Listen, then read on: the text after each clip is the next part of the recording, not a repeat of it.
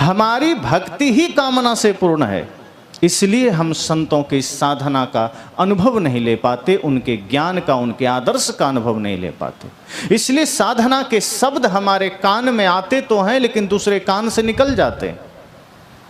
और जहाँ कामना है, स्वार्थ है, कुछ पाने की लालसा है, वहाँ न कभी सत्य घटित हो सकता है, न कभी भक्ति घटित हो सकती।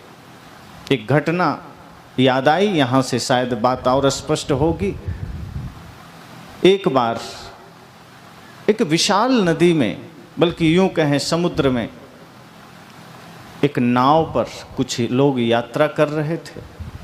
उसी में एक संत विराजमान थे। और संत मतलब ही है जो सदैव शांत रहे, सिर्फ बाहर से नहीं भीतर से भी, जिनका मन वचन रुक गया हो, जिनके चरण भले चलते रहें, कदम चलते रहें, लेकिन उनके विचार, उनके मन जहाँ ठहर जाए, ऐसे संत को उस नाव में पाकर के भी वहाँ बैठे हुए लोगों को कुछ पता नहीं था कि हमारे बीच कौन बैठे। लेकिन संत अपनी शांत अवस्था में बैठे और नाव धीरे धीरे चल रही थी किनारे की ओर। लेकिन जैसे ही नाव बीच में पहुंची, जोर का तूफान आया और इतनी तेज आंधी चली कि नाव डगमगाने लगी, नाव हिलने लगी। अब सब लोग कांपने लगे, थरथराने लगे, हड़बड़ाने लगे और सब लोग एक दूसरे को ताक झांक करने लगे कि लगता है अब तो नदी में डूब ही जाएंगे। तब जो लोग मौज मस्ती कर रहे थे उनका मौज मस्ती करना रुक गया, जो लोग गाने गुनगुना रहे थे उनका गाना गुनगुनाना रुक गया, जो लोग गांव परिवार की बात कर रहे थे, समाज की बात कर रहे थे, वो बातें वहीं रुक गई। अब एक ही ख्याल मन में है कि कहीं नाव पलट न जाए और हम मर न जाए। अब सब इसी चक्कर में एक दूसरे को देखने लगे, परेशान होने लगे। तभी नजर पड़ी संत पर।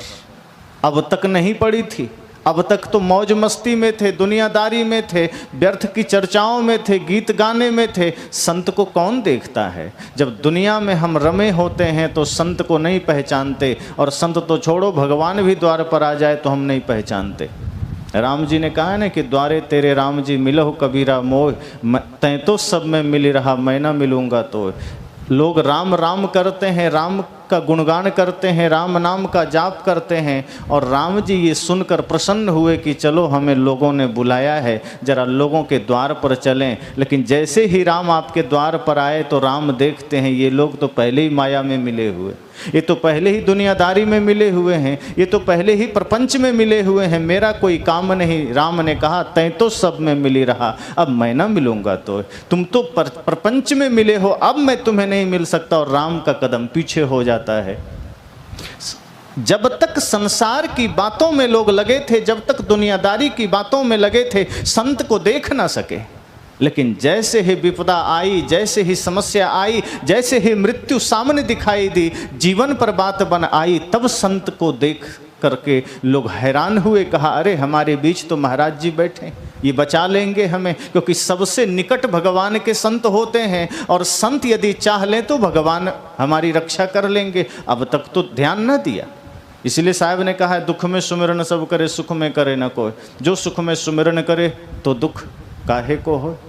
जब सुख की घड़ी थी, मौज मस्ती थी, संत को देखा भी नहीं, पहचाना भी नहीं। लेकिन जैसे ही दुख आए, जैसे ही पीड़ा आई, जैसे ही संकट आया, संत देखते ही सब लोग हाथ जोड़ लिए कि महाराज जी आप तो मौन बैठे हैं, आप देख नहीं रहे, आंधी चल रही है, नाव डगमगा रही है, पता नहीं कब नाव पलट जाए, कुछ तो करो। संत चुप बैठे रहे। अब लोगों को थोड़ा आश्चर्य हुआ, कहा ये आदमी कैसे चुपचाप बैठ सकता है? पूरे नाव के लोग परेशान हैं, सभी लोग के सामने मृत्यु खड़ी है और ये संत शांत बैठा है। कुछ लोग गुस्सा भी किए कि आप कैसे निष्ठुर संत हैं, आपको हम पर दया भी नहीं आती, आपको हम पर करुणा भी नहीं आती, आप शांत बैठे हैं। संत फिर भी न बोले। वो अपनी मस्ती में बैठे रहे, उनको कोई भय नहीं, कोई डर नहीं, नाव हिल रही है, डुल रही है, डगमगा रही है, कोई चिंता नहीं, कोई परेशानी नहीं। बार बार लोग निवेदन कर रहे हैं, अरे महाराज थोड़ा ही भगवान से प्रार्थना कर लो, आप भगवान के निकट हैं, आप भगवान के समकक्ष हैं, आप उनके एक भी वचन को अगर आप रखेंगे भगवान मना नहीं करेंगे, हम सबको बचा लो। संत ने कुछ नहीं कहा, लेकिन ऐसे करते करते नाव डूबी नहीं। तब लोग क्या किए, हे भगवान आप मेरी रक्षा करना, जाते ही मंदिर में हम 5 किलो लड्डू चढ़ाएंगे। दूसरा आदमी कहा, अरे 5 से काम नहीं बनेगा, मैं 11 किलो लड्डू चढ़ाऊंगा। तीसरा कहता है, गुरुजी आप तो ध्यान नहीं दे रहे हैं, अब भगवान से हम ही डायरेक्ट बात करते हैं, हे भगवान कृपा करना, यदि मैं सुरक्षित बच गया, किनारे लग गया तो 11,000 रुपया चढ़ाऊँगा। ऐसे ही करते करते कोई 50,000, जैसे कि किसी चीज़ की बोली लग रही, कोई 50 बोला तो दूसरा 70 बोल दिया, तीसरा 1 लाख बोल दिया। ऐसे ही जैसे किसी चीज़ की, भगवान की नाम की नीलामी होने लगी और 1 लाख से 2 लाख 5 लाख तक बोली लग गई और धीरे धीरे नाव किनारे भी लग गई। लेकिन जैसे ही किनारे लगती है नाव, लोगों ने देखा अरे किनारा आ गया। अब जिसने कहा था 5 लाख रुपया दूंगा, वो कहता है मारे गए, 5 लाख तो बहुत होता है, कहाँ से लाएंगे, भगवान क्षमा करना, मैं तो 500 रुपया चढ़ा दूंगा, इससे ज़्यादा मेरी औकात नहीं। और जिसने 1 लाख बोला था कहा मैं 11 रुपया चढ़ा दूंगा, जिसने 5 किलो 10 किलो लड्डू बोला था कहा 1 लड्डू चढ़ा दूंगा। और जैसे ही नाव से नीचे उतरा कहता है ना कभी नाव चढ़ेंगे ना 1 रुपया चढ़ाएंगे, बात खत्म, कभी नहीं चढ़ाएंगे, भगवान तुम अपना काम देखो, मेरे से कोई मतलब नहीं। तब संत ने कहा मैं इसलिए मौन था क्योंकि मैं जान रहा था कि तुम्हारी जो जिज्ञासा है, तुम्हारी जो भक्ति है, जो तुम भगवान के प्रति प्रेम दिखा रहे हो, मूल में तुम्हारा स्वार्थ छिपा है, तुम्हारी कामना छिपी है। तुम निस्वार्थ भाव से भगवान को या मुझे याद नहीं कर रहे हो। और जो व्यक्ति कामना से याद करता है उसकी कामना कभी पूरी नहीं होती, वो नरक में धक्के खाता है। संत ने कहा मैंने देख ली तुम्हारी भक्ति, मैंने देख ली तुम्हारी उपासना, मैंने देख लिया तुम्हारा भगवान से प्रेम, और यही ये संसार कर रहा है। संत ने कहा कि ऐसा कोई मुश्किल से मिलेगा जिसकी निष्ठा गुरु में निष्काम भाव से हो, ऐसा कोई मुश्किल से मिलेगा जो भगवान से भगवान के लिए प्रेम करता हो। अधिकांश तो वे लोग मिलते हैं जो अपने स्वार्थ के लिए मंदिर की यात्रा करते हैं, गिरजाघर गुरुद्वारे की यात्रा करते हैं, मस्जिद की यात्रा करते हैं और संतों के पास जाते हैं। उस संत ने बाद में अपने संस्मरण में कहा कि मैं हैरान था ऐसे लोगों से, मुझे लगा कि इस नाव पर 10, 20, 50 लोग बैठे हैं, एक तो कोई भक्त मिल जाए, लेकिन मुझे एक भी भक्त न मिला। सभी लोग भिखारी नजर आ रहे थे क्योंकि सिर्फ भगवान से मांगने का भाव था, संत गुरुजनों से मांगने का भाव था। और जहाँ मांगने का ही भाव हो, जहाँ सिर्फ कामना ही हो, जहाँ सिर्फ स्वार्थ ही हो, जहाँ सिर्फ आकांक्षा ही हो, वहाँ भक्ति पूर्ण नहीं होती, बल्कि भक्ति के नाम पर सिर्फ हमारा पाखंड पूरा होता है। और सदगुरु कबीर पाखंड के सख्त खिलाफ है। सदगुरु कबीर कामनाओं के खिलाफ हैं। वे कहते हैं जब तक तुम कामना लेकर चल रहे हो, जब तक तुम पाखंड में चल रहे हो, तुम कुछ पा ही नहीं सकते, तुम्हारे भीतर कोई शांति घटित नहीं हो सकती। इसलिए भक्ति हमारी जब निश्चल होगी तो हम संत को पहचान भी लेंगे, तो हम उनके साधना की शक्ति को अनुभव भी कर लेंगे। कामना के वशीभूत होकर हम न संत को, न उनकी साधना को, न उनके ज्ञान को, न उनके आदर्श को अनुभव कर पाते हैं। हमारे जीवन में इसलिए परेशानी बनी रहती है। कितने लोग कहते हैं कि मैं तो बरसों से भक्ति कर रहा हूँ, मैं बरसों से गुरु संतों से जुड़ा हूँ, मैं बरसों से मंदिर जाता हूँ, पता नहीं चूक कहाँ होती है कि मैं सुख पाता ही नहीं, शांति पा ही नहीं पाता, सदैव दुख ही दुख आते हैं जीवन में। संत कहते हैं तुम संसार में जी रहे हो और सोचते हो सुख मिल जाए, शांति मिल जाए, तुम प्रपंच में जीते हो, कामनाओं में जी रहे हो, नफरत में जी रहे हो, घृणा में जी रहे हो। जिस जीवन में नफरत है, घृणा है, जिस जीवन में एक दूसरे के खिलाफ भाव है, वहाँ तुम शांति कैसे पाओगे? अगर शांति पाना है तो शांति के अनुरूप कदम भी तो बढ़ाइए। अब कोई आदमी कहे कि पता नहीं बार बार मुझे पुलिस क्यों पकड़ लेती है, तो किसी ने कहा कि ऐसा तो नहीं हो सकता, तुम जरूर कुछ गड़बड़ करते होगे। तब आदमी कहता है हाँ मैं कभी कभी झगड़े कर लेता हूँ, किसी की हत्या कर देता हूँ। तो जब तुम हत्या करोगे, झगड़े करोगे, तो पीछे पुलिस ही जाएगी, कोई संत थोड़े जाएगा। अगर हम जीवन में बुरे कर्म करते रहे, जीवन में मन से गलत सोचते रहे, हमारी मानसिकता गलत रही, चिंतन गलत रहा, तो शांति का द्वार नहीं खुलेगा, फिर हमारे लिए नरक का द्वार खुलेगा, फिर हमारे लिए भयंकर दुखों का पहाड़ टूटेगा। इसलिए सद्गुरु कहते हैं भक्ति कैसी हो, निष्काम हो, भक्ति निश्चल हो, निष्कपट हो। कभी भी गुरु के पास जाइए, कोई कामना लेकर मत जाइए। कभी संत के पास जाइए, संसार की कामना तो बिल्कुल मत करिए कि गुरुजी कृपा करना घर बन जाए। गुरुजी घर बनाने के लिए नहीं बैठे हैं, गुरुजी आपके मन के विकारों को मिटाने के लिए बैठे हैं। गुरुजी आपके जीवन के दुखों को दूर करने के लिए बैठे हैं, और वो दुख बाहर का नहीं, वो दुख आपके भीतर का है, और वो भीतर का दुख है, इसीलिए बाहर आपने दुख का घेरा बना रखा है। जिस दिन हम सद्गुरु संतों से निष्काम भाव से सिर्फ भक्ति की कामना करेंगे, उस दिन समझ लेना जीवन में जागृति आ गई, उजाला आ गया। अक्सर मैं उदाहरण देता हूँ कि राम जी माता शबरी की झोपड़ी पर पहुँचते हैं, और माता शबरी से राम जी कहते हैं कि मेरा आना व्यर्थ नहीं होता, कुछ मांग लो। तो माता शबरी ने कुछ मांगा था? क्या कहा कि झोपड़ी बना दीजिए, कि महल बना दीजिए, कि साड़ी दे दीजिए, कि सोना चांदी दे दीजिए? राम जी कह रहे हैं माता कुछ मांग लो। माता शबरी कहती है प्रभु आपका दर्शन हो गया, और क्या चाहिए? कुछ नहीं चाहिए। राम जी कहते हैं नहीं नहीं कुछ तो मांग लो। ऐसे नहीं, राम का आना व्यर्थ नहीं होता, कुछ तो मांग लो। माता शबरी कहते हैं प्रभु छोड़ो, रहने दो, क्या मांगना संसार। कभी कभी मैं सोचता हूँ आज के समय में किसी के द्वार पर राम जी आ जाएं और कहें कुछ मांग लो, तो आदमी थोड़ा भी देर नहीं करेगा, कहेगा बस 5 मिनट देना, लिस्ट बना लें थोड़ा, क्या क्या मांगना है, कितना सोना मांगना है, कितना चांदी मांगना है, किन किन शहरों में फ्लैट मांगना है, कौन सी गाड़ी मांगनी है, कौन सा मोबाइल मांगना है, आदमी लिस्ट लेके खड़ा हो जाएगा। भगवान आ जाए, गुरु आ जाए, तो आदमी संसार ही मांगेगा। गुरु कहते हैं गुरु से, भगवान से, सदगुरु से संसार मत मांग लेना, क्योंकि संसार तो आपका है ही नहीं। और इसलिए नहीं है क्योंकि संसार आपके शरीर के लिए है और शरीर आपका नहीं है। तो गुरु से तुम संसार क्यों मांग रहे हो? संसार मांग करके टिकेगा भी तो नहीं। तो प्रश्न उठता है गुरु से क्या मांगे, भगवान से क्या मांगे? आप सबने एक भजन सुना है, इतनी शक्ति हमें दे न दाता,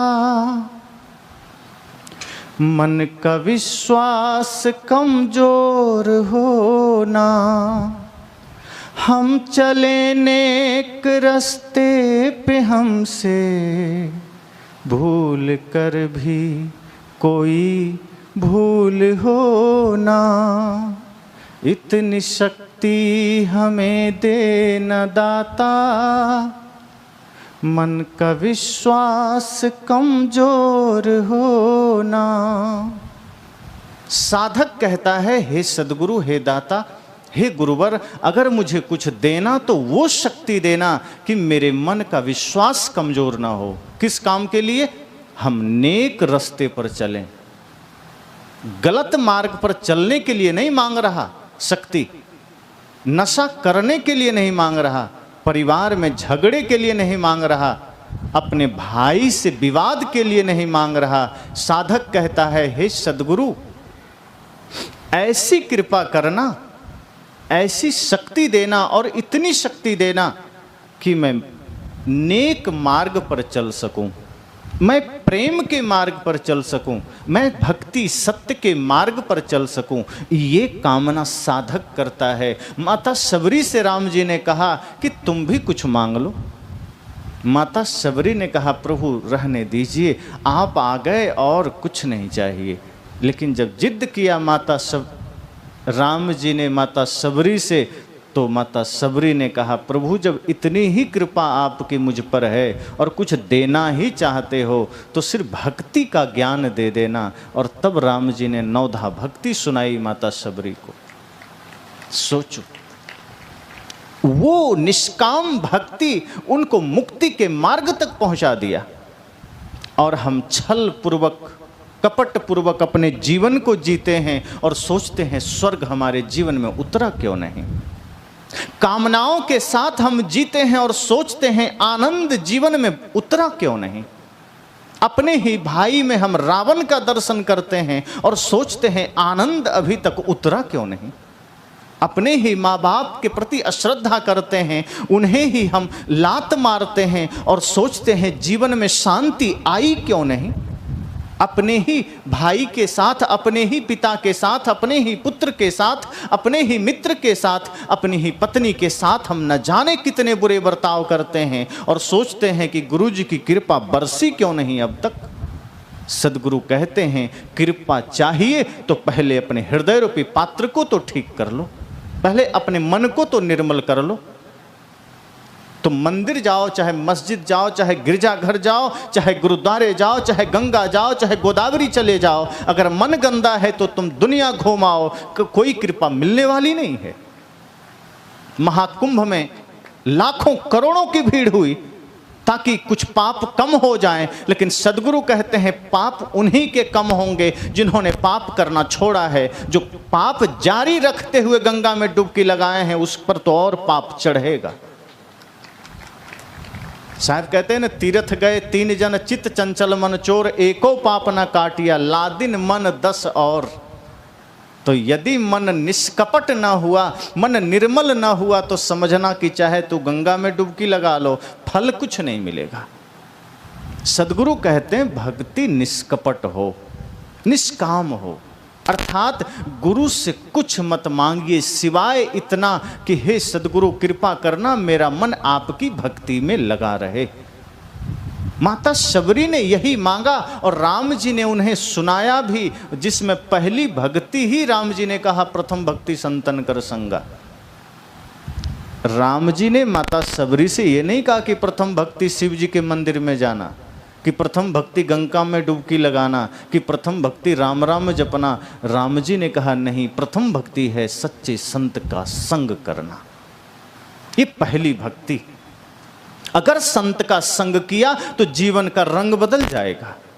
अगर संत का संग किया तो जीवन में संपूर्ण विकारों का नाश हो जाएगा। और जिस दिन मन शीतल हुआ, मन निर्मल हुआ, मन विकारों से रहित हुआ, आपको राम के पीछे जाने की जरूरत नहीं है, राम आपके पीछे चले जाएंगे।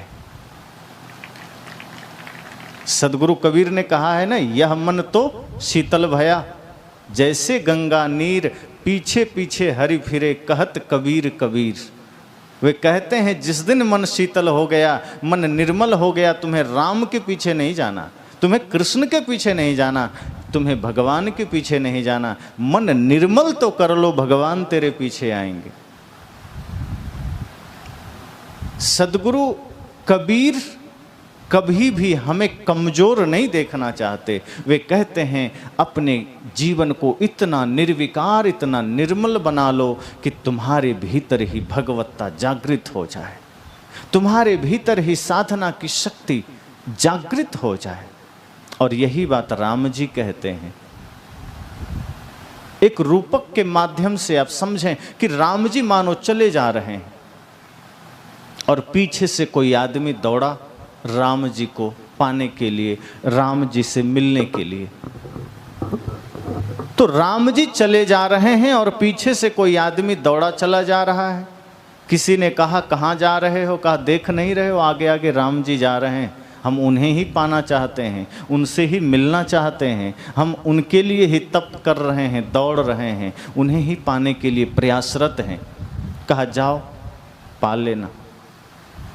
तेज गति से दौड़ा, दौड़ते दौड़ते एकदम राम जी के निकट चला गया, बिल्कुल पास आ गया, मुश्किल से 10 कदम का फासला था, तभी राम जी ने पीछे मुड़कर देखा कि कोई आदमी मेरे पीछे चला आ रहा है।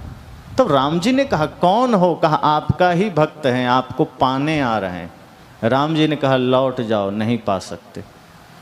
उस भक्त ने कहा कि प्रभु आप कैसी बात करते हैं, जब मैं घर से चला था तो आप दिखते भी नहीं थे, हम इतने दूर थे, और अब हम तेज दौड़ करके आपके निकट आ गए हैं, मुश्किल से 10 कदम की दूरी पर हैं, अब तो हम तेजी से छलांग लगा दें तो आपसे आगे निकल जाएंगे, आपको तो पा ही लेंगे, आप कैसे कह दिए नहीं पाओगे। राम जी ने कहा, ये जो 10 कदम का फासला है ये अब जन्म जन्मांतर तक बना रहेगा, इतना पास तो तू आ गया, लेकिन अब ये जो 10 कदम की दूरी है ये तू कभी पूरी नहीं कर सकता, अब तुम उतना ही दूर रहेगा और मुझे पा नहीं सकता है।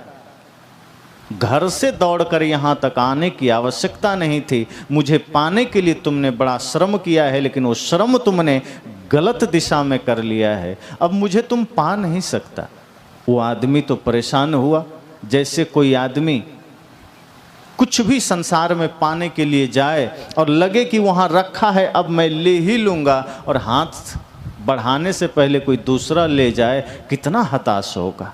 राम जी ने कह दिया कि तुम निकट तो आ गए लेकिन तुम मुझे पा नहीं सकते। वो तो पूरा हताश हो गया, निराश हो गया। कहा, प्रभु ऐसा न कहिए, हम आपको ही पाने आए हैं।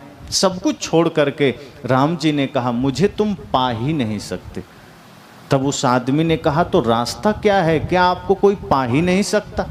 क्या उपाय है आपको पाने का? क्या उपाय है आपको उपलब्ध होने का? क्या मार्ग है? तो राम जी ने कहा, निर्मल मन जन सो मोहि पावा, मोहि कपट छल छिद्र न भावा। कहा कि मुझे जो निर्मल मन का व्यक्ति है, निष्कपट मन का व्यक्ति है, पवित्र मन का व्यक्ति है, वो पा लेगा और उसे दौड़ने की जरूरत नहीं है, वो घर में बैठा रहेगा, मैं खुद चला जाऊंगा। लेकिन यदि कोई पाप भर कर आया है, छल भर कर आया है, कपट भर कर आया है, तो अयोध्या में भी बैठा रहेगा, मुझे पा नहीं सकता। मेरे मंदिर में आकर बैठा रहे, मुझे पा नहीं सकता है। अगर हम अपने मन को निर्मल कर लें, फिर हमें भगवान को खोजने की जरूरत नहीं, हमें फिर भगवान के पीछे जाने की जरूरत नहीं। मान लो अगर कहीं भगवान है, आप मन को निर्मल करो, खुद आ जाएंगे, अर्थात वो भगवत्ता आपके जीवन में आ जाएगी। आप इसको एक मोटे उदाहरण से समझें। अभी हम सब यहाँ बैठे हैं, अगर हम सब अभी सोच लें कि हमको अभी हमारे देश के माननीय प्रधानमंत्री जी से मिलना है इसी 1 घंटे के अंदर, कितने लोग हैं जो मिल लेंगे? संभव है क्या? कोई नहीं मिल सकते, हम आप कोई नहीं, 1 घंटे के अंदर। लेकिन प्रधानमंत्री जी चाह लें कि मुझे इस गांव के एक साधारण आदमी से मिलना है, वो आधे घंटे में मिल सकते हैं। उनके लिए संभव है, क्योंकि वो प्रधानमंत्री हैं, वो किसी से भी देश में कहीं मिल सकते हैं, पर हम और आप उनसे नहीं मिल सकते। सदगुरु कहते हैं कि तुम भगवान के पीछे जाना चाहते हो, मुश्किल है, असंभव है, अपने मन को निर्मल कर लो, अपने जीवन को पवित्र कर लो, वो खुद तुमसे मिल लेंगे, वो खुद तुमसे मिल लेंगे। ये जीवन की साधना सदगुरु कबीर बताते हैं कि यह मन तो शीतल भया, जैसे गंगा नीर पीछे पीछे हरि फिरे, कहत कबीर कबीर। तो मन की निर्मलता चाहिए, भगवान तो आपके द्वार पर आएंगे, आपके जीवन में, आपके भीतर प्रकट हो जाएंगे।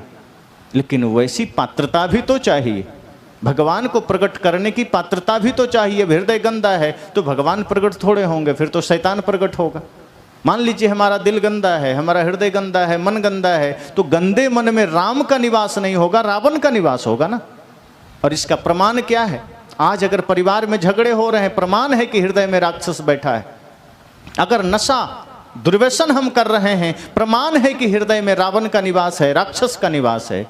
अगर हमारे जीवन में समता, मैत्री का भाव नहीं है, राष्ट्र प्रेम का भाव नहीं है, माता पिता गुरु के प्रति श्रद्धा का भाव नहीं है, दीन दुखियों के प्रति करुणा का भाव नहीं है, समझ जाना हृदय में राक्षस ने डेरा डाला है, वहाँ कोई देवता नहीं है।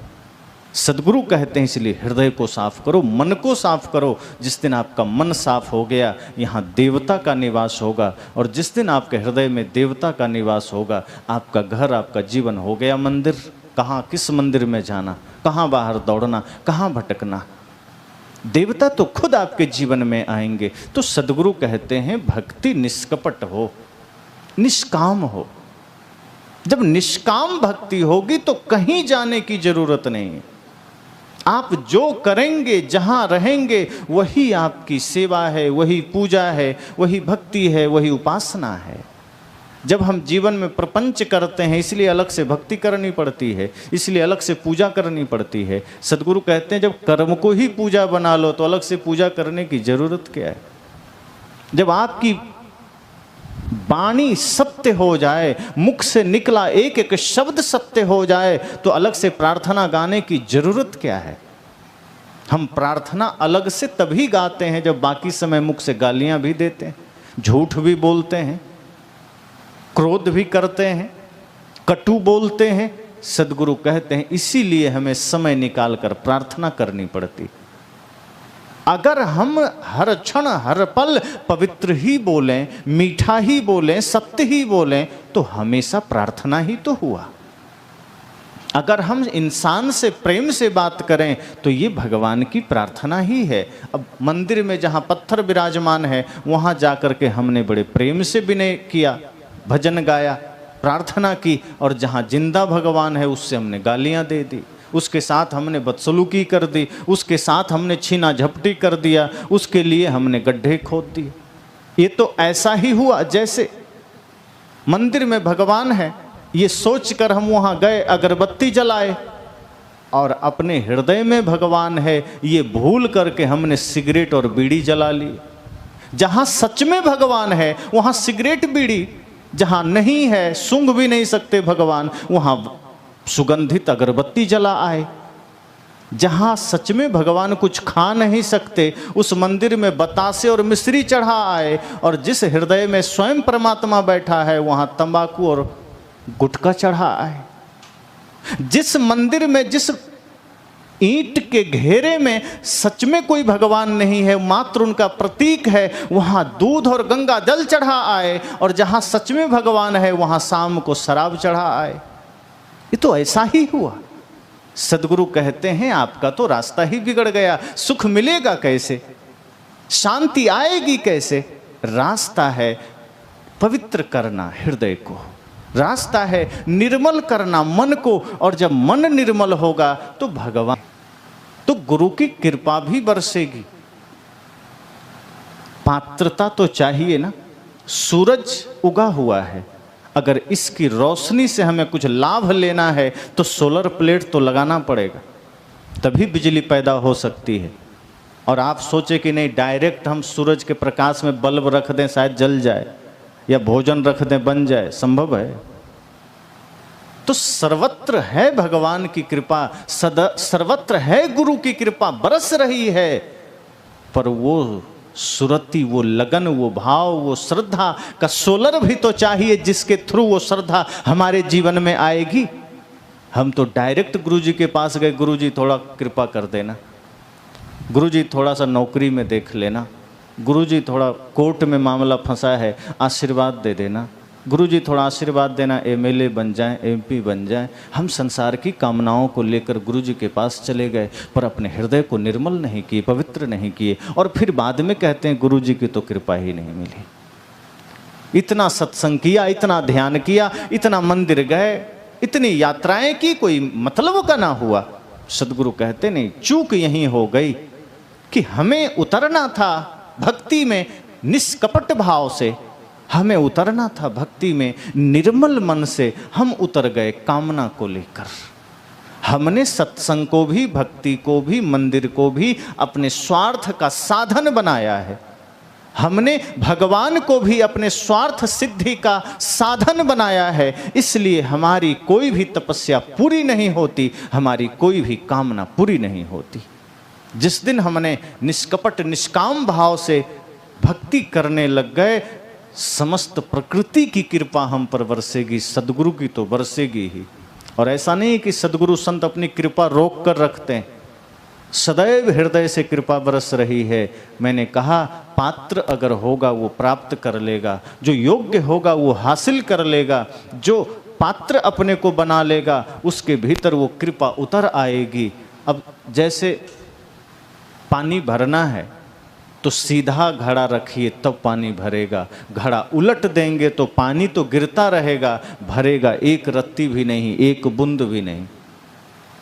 हमने अपने को उलट दिया है, हमने कामना को ऊपर कर लिया है, संसार को ऊपर कर लिया है, सारे विकारों को ऊपर कर लिया है। अब सोचते हैं गुरु जी की कृपा बरसे, तो श्रद्धा का मुंह तो हमने विकारों से बंद कर दिया है, तो गुरु जी की कृपा बरसेगी कैसे? उल्टा दुख, दरिद्रता, चिंता, फिक्र जीवन में आती है। तब आदमी कहता है ये सत्संग से कुछ नहीं होता, चलो वही ठीक थे। अब बदल देते हैं। सदगुरु कहते हैं नहीं, आप एक बार जाग कर तो देखिए, एक बार होश में आकर तो देखिए, एक बार निष्कपट भक्ति करके तो देखिए, आपके जीवन में स्वर्ग आएगा, आपके जीवन में गुरु की कृपा आएगी, भगवान आएंगे। एक घटना याद आई कि कैसे निर्मल मन हो तो स्वयं भगवान आपके पीछे आ जाते हैं। बड़ा ही रोचक कथा है रामायण की। कहते हैं कि राम जी विश्राम कर रहे थे और हनुमान जी पहरा दे रहे थे। तभी नारद जी मिलने आ गए, नारायण नारायण करते हुए। नारद जी देखते हैं हनुमान जी खड़े हैं, वो कहते हैं कि हनुमान जी हमें राम जी से मिलना है, आप हमें जाने दें। हनुमान जी ने कहा थोड़ा रुक जाइए, थोड़ी प्रतीक्षा कर लीजिए। कहा क्यों? कहा अभी श्री राम प्रभु कुछ लिख रहे हैं। तो क्या लिख रहे हैं? वो कुछ बही खाता लिख रहे हैं, कुछ लिस्ट बना रहे हैं। तो मानो नारद जी ने थोड़ा हंसी विनोद किया होगा। नारद जी ने कहा भगवान कोई बिजनेस करते हैं जो बही खाता लिख रहे हैं? क्या करते हैं? करे भगवान का बड़ा बिजनेस है, छोटा मोटा थोड़े, छोटे मोटे तो तुम्हारे संसार के लोगों के हैं, हमारे हैं, भगवान का बिजनेस तो बहुत बड़ा है। वो हिसाब किताब कर रहे हैं। तो नारद जी की उत्सुकता बढ़ी भीतर थोड़ी सी। कहा वो कौन सा लिस्ट है जरा बताइएगा। हनुमान जी ने कहा कि प्रभु अपने भक्तों का नाम लिख रहे हैं कि कौन सबसे ज़्यादा राम जी को याद करता है।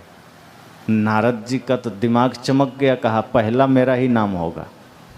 हनुमान जी ने कहा हो सकता है, आप बड़े भक्त हैं। कहा बिल्कुल, देखे नहीं आते ही मैंने नारायण नारायण किया, राम जी का ही तो नाम नारायण है, नारायण का ही नाम राम है, तो मैं तो राम का ही नाम ले रहा हूँ, सबसे ज़्यादा मैं उनको याद कर रहा हूँ, निश्चय ही उस लिस्ट में 1 नंबर पर मेरा नाम होगा। और हनुमान जी आपका 2 नंबर में होगा। हनुमान जी कह रहे मैं तो उस लिस्ट के लायक ही नहीं हूँ। विनम्र हैं हनुमान जी, कोई अहंकार नहीं है, भक्ति है जीवन में, कोई कामना नहीं है, कोई कपट नहीं है, बल है जीवन में, उसका कोई घमंड नहीं है। नारद जी ने कहा कि 1 नंबर में मेरा नाम होगा। हनुमान जी ने कहा संभव है, हो सकता है। अब नारद जी की तो उत्सुकता बढ़ गई कि कब वो लिस्ट हम देखें और हमको अहंकार को और पुष्टि हो, हमारे मन को और गुदगुदी बढ़े कि हाँ देखा, मैंने कहा था कि 1 नंबर में मेरा नाम है। हनुमान जी ने कहा धैर्य रखिए, देख लीजिएगा, हड़बड़ी क्या है? कह रहे नहीं मुझे जल्दी देखना है। राम जी कहाँ है? क्या वो थोड़ा निकल गए टहलने का, बस यही मौका है, चुप्पे चाप देख लेते हैं, वरना भगवान के सामने कैसे देखेंगे। नारद जी अंदर घुसे, तुरंत देखते हैं सिरहाने में एक लिस्ट तैयार थी, डायरी तैयार थी। उलटते हैं तो 1 नंबर में सच में नारद जी का नाम था। अब तो 2 फीट जमीन छोड़ दिए, उछल गए। कहा देखा हनुमान जी, मैंने कहा था कि 1 नंबर में मेरा नाम होगा, मैं ही भगवान का सबसे बड़ा भक्त हूँ, मैं ही उनको सबसे ज़्यादा याद करता हूँ। हनुमान जी ने कहा बिल्कुल प्रणाम है आपको, आप ही भगवान के बड़े भक्त हैं। हनुमान जी चुप हो गए। तभी नारद जी नीचे लिस्ट में देखते हैं कि पूरा लिस्ट में कहीं हनुमान जी का नाम ही नहीं। अब नारद जी को थोड़ा सा सस्पिशन हो गया, संदेह हो गया कि ये कैसे हो सकता है। नारद जी ने कहा हनुमान जी इसमें तो आपका नाम ही नहीं है, कहीं नाम नहीं है। हनुमान जी ने कहा हो सकता है भगवान अपने तरीके से लिस्ट बनाए हैं, चूक हो गई होगी। नारद जी ने कहा कोई प्रेस में छप के तोड़े आया कि प्रिंटिंग मिस्टेक हो गया हो, ये स्वयं राम जी लिखे हैं, ऐसा कैसे हो सकता है। अब नारद जी भी जानते हैं कि हनुमान का सामर्थ्य क्या है, उनको भी पता है कि हनुमान जी कोई साधारण नहीं है जो इनका नाम छूट जाए। इसलिए जब योग्य व्यक्ति का नाम उस लिस्ट में ना हो तो अपनी सफलता में भी संदेह नजर आता है कि कहीं हम सच में सफल हुए हैं या कोई धोखा हुआ है। अब नारद जी सोच में पड़ गए कि नहीं, आपका नाम है क्यों नहीं, तो होना चाहिए। तब हनुमान जी ने कहा एक डायरी और है। तब नारद जी ने कहा अब कौन सी डायरी। कहा वो डायरी है जिसमें भगवान उनका नाम लिखते हैं जिनको खुद भगवान याद करते हैं। अब नारद की सारी गर्मी उतर गई, अहंकार उतर गया। कहा ये तो हम ठगे गए, ये डायरी तो वो है जिसमें हम भगवान को याद करते हैं, एक नंबर में मेरा नाम है। दूसरी डायरी वो है जिन्हें भगवान स्वयं याद करते हैं। कहा वो कहाँ है। कहा होगा कहीं। और जब उलट करके देखा तो उसमें एक ही नाम सिर्फ हनुमान जी का लिखा था। तब नारद जी की सारी अकड़ निकल गई, सारी गर्मी निकल गई, अहंकार टूट गया। नारद जी विनया बनत होकर के हनुमान जी के चरणों में गिर पड़े, प्रभु क्षमा करना, आप तो राम स्वरूप हैं। दुनिया सौभाग्यशाली है कि राम को भजती है, हम सौभाग्यशाली हैं कि राम को भजते हैं, पर सबसे बड़ा सौभाग्यशाली तो आप हैं जिन्हें स्वयं राम जी याद करते हैं। आपके सामने तो हम कुछ भी नहीं। भक्ति जहां निष्कपट होगी, प्रेम जहां निष्कपट होगा, निश्चल होगा, वहां राम आपको याद करेंगे। और जहां भक्ति का थोड़ा भी अकड़ आ गया, सत्संग का थोड़ा भी घमंड आ गया, ज्ञान का थोड़ा भी अहंकार आ गया, वहां गुरु भी आपको त्याग देते हैं। भले ही भ्रम बना रहे कि मैं गुरु जी का सबसे प्रिय चेला, या मैं सबसे बड़ा धार्मिक, या मैं सबसे बड़ा सत्संगी। सद्गुरु कहते हैं नहीं, सबसे बड़ा सत्संगी वो नहीं जो खुद से कहे, सबसे बड़ा सत्संगी वो जो सदैव यह माने कि मैं कुछ नहीं जानता। कृष्ण ने अपने जीवन से उदाहरण दिया। कहा बड़ा बनना है तो सबसे पहले छोटे कार्यों को करना सीख लो। हम सोचते हैं हम बड़ा हो गए तो छोटा कार्य करेंगे तो कहीं छोटा ना हो जाए, यही हमारी बुद्धि बिगड़ जाती है। बड़ा होने का पहला सूत्र ही है छोटा हो जाना। बड़ा बनने का पहला सूत्र ही है छोटे कार्यों को भी पूजा समझ करके, श्रेष्ठ समझ करके करना, वही बड़ा होता है। कृष्ण जी ने आए हुए अतिथियों के पत्तल उठाए, संतों के चरण धोए, इसलिए कृष्ण पूजे गए। और जिसने समझा कि मैं तो बड़ा हो गया, वो चाहे कंस हो, चाहे वो दुर्योधन हो, चाहे रावण हो, वो आज भी पैरों तले रौंदा जाता है, अर्थात उसके विचारों को हम रौंदते हैं। इसलिए भक्ति निष्कपट होनी चाहिए, कोई कामना नहीं, कोई स्वार्थ नहीं। हमारे भक्ति में तो स्वार्थ है। मंदिर जाएं, चाहे गिरजा घर जाएं, हम स्वार्थ लेकर जाते हैं। हम भगवान की पूजा भगवान के लिए, गुरु की पूजा गुरु के लिए नहीं करते।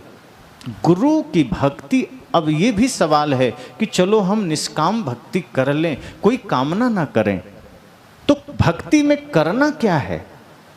गुरु कहते हैं भक्ति में करना अलग से कुछ नहीं होता, बस गुरु ने जो मार्ग बताया है उस पर चलना है, श्रद्धा पूर्वक उसका अनुसरण करना है। जैसे आपका घर, सद्गुरु कहते हैं मंदिर है, तो मंदिर का कैसा माहौल होता है, पवित्रता का माहौल, कहीं कोई गंदगी नहीं, कहीं कोई निगेटिव एनर्जी नहीं। जैसे मंदिर में आप प्रवेश करते हैं, कहीं चंदन की खुशबू है, कहीं पुष्प की खुशबू है, एक तरफ भगवान की मूर्ति विराजमान है, बढ़िया एक अलग सकारात्मक वातावरण होता है। सद्गुरु कहते हैं अपने मन को ऐसे ही निर्मल करना, अपने तन को भी ऐसे ही निर्मल करना। और जब इस तरह से गुरु की आज्ञा में चलकर आपका मन पवित्र होगा, निर्मल होगा, आपके हृदय में सत्य सत्य अहिंसा प्रेम करुणा जागृत होगा तो आपके जीवन में समझना सतत सदैव भक्ति है, सत्संग है, सेवा है, पूजा है, फिर अलग से कुछ करने की जरूरत नहीं। फिर आप जो करेंगे पूजा है। इसलिए हमारे सद्गुरु रैदास जी ने कहा था कि मन चंगा तो कठौते में गंगा। उन्होंने कहा कि पूजा के लिए तुम्हें धूप दीप की जरूरत नहीं है। अगर तुम सतत सेवा में रत हो, अगर तुम सतत समाज की सेवा के लिए खड़े हो, तो समझना वही पूजा है, वही तुम्हारे जीवन की तपस्या है, वही तुम्हारे जीवन का तीर्थ है। हम अपनी सेवा से अपने जीवन को तीर्थ बना सकते हैं, हम अपने भक्ति से अपने आप को ही मंदिर बना सकते हैं।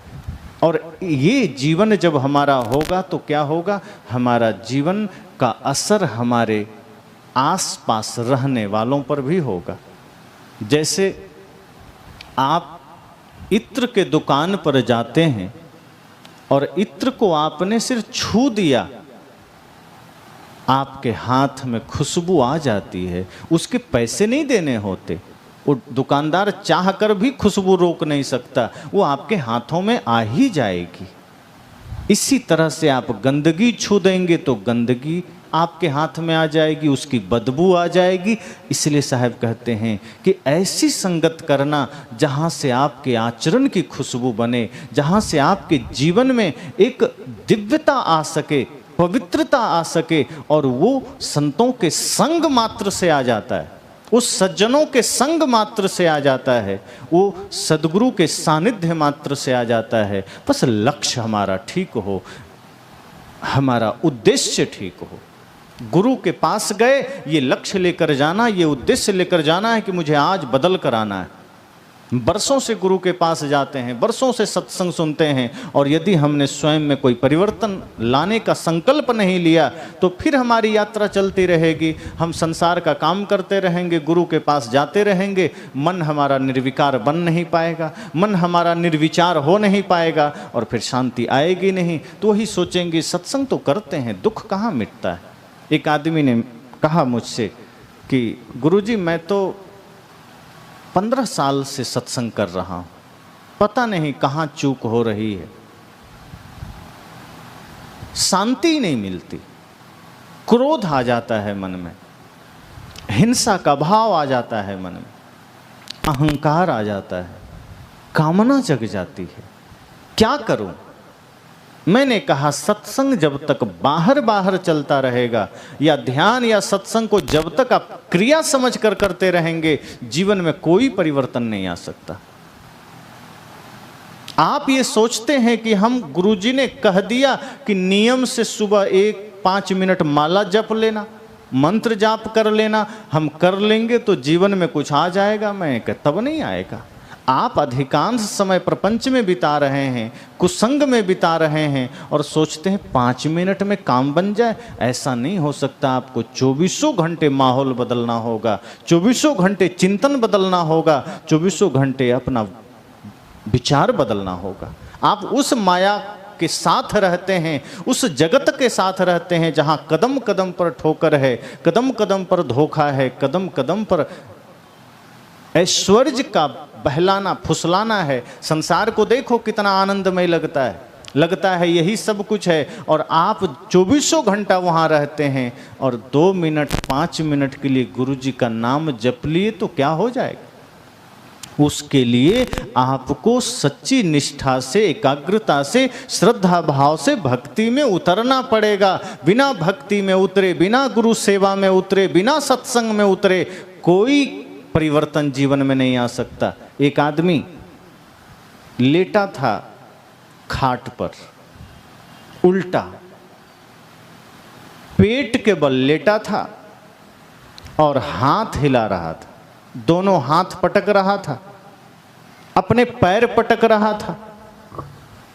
तभी उसका एक मित्र गया पास में, कहा मेरे मित्र ये तुम क्या कर रहे हो, ये खाट पर चारपाई पर उल्टा लेट करके ये हाथ पटक रहे हो, पैर पटक रहे हो, ये हो क्या रहा है।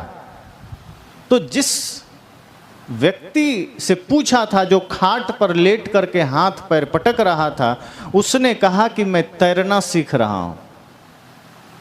तो उस मित्र को आश्चर्य हुआ, कहा खाट पर लेट करके हाथ पैर पटकने से कोई तैरना सीख जाएगा? और ये प्रयास तुम्हारा कब से चल रहा है?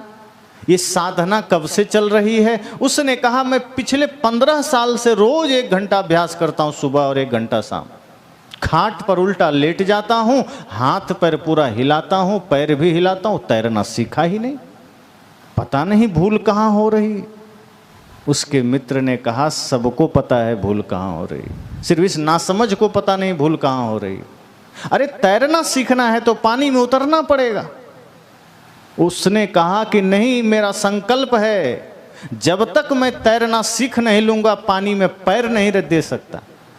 कहा तो ये संकल्प तुम्हारा जन्म जन्मांतर तक बना रहेगा, तुम तैरना सीख भी नहीं सकते।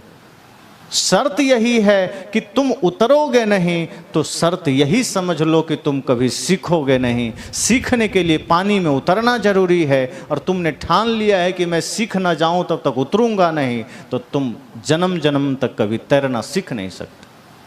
अगर जीवन में बदलना है तो भक्ति में उतरना पड़ेगा। जीवन में परिवर्तन चाहिए तो सत्संग में उतरना पड़ेगा।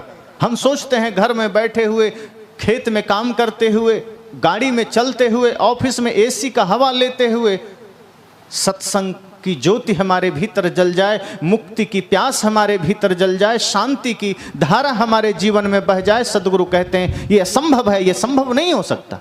उसके लिए आपको तप में उतरना पड़ेगा, त्याग में उतरना पड़ेगा, मनोविकारों से अपने मन को मुक्त करना पड़ेगा, विकार से मन को मुक्त करना पड़ेगा।